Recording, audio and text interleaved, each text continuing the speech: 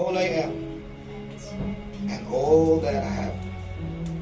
I honor you in the name of the Father and of the Son and of the Holy Spirit.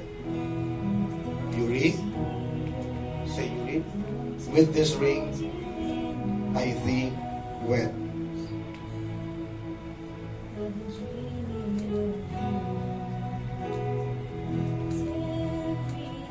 Alright? Walang script ito. You can have your vows. Sunod mo.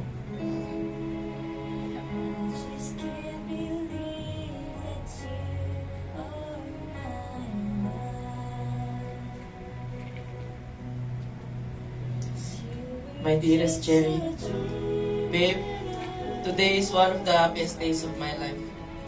After almost 5 years that we've been together, I finally get to stand here and call you my wife. Thank you for loving me through every season of our journey. Through every challenges and every blessing, we've grown stronger together. And I am grateful that God brought us into each other's lives. As we prepare to welcome our baby boy Lucas, my heart is even fuller. I know you'll be an amazing mother because I've already seen how caring, loving, and selfless you are. I can't wait to watch our family grow together.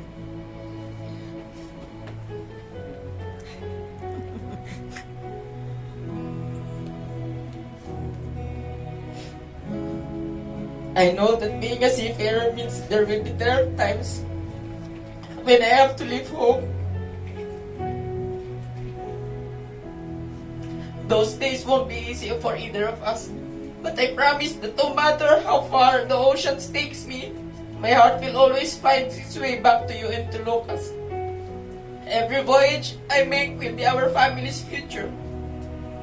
Babe, when I'm away, I ask you to stay strong. On the days you miss me, remember that I miss you just as much. Hold on to our love. Take care of yourself and our son. And never doubt that you are deeply loved.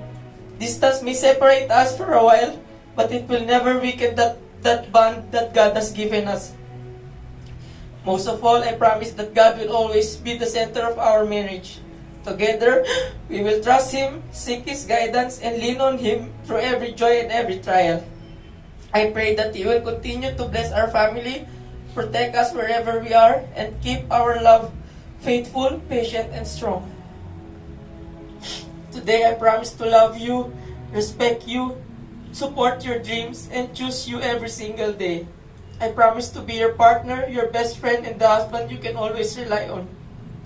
I will do my best to be a loving father to Lucas and to build a home filled with love, laughter, faith, and peace. Cherry, my babe, thank you for saying yes to forever. Today, I give you my heart, my life, and my promise that no matter where life takes us, or where the sea takes me, you will always be my home. I love you, and with God's grace, I will love you for the rest of my life.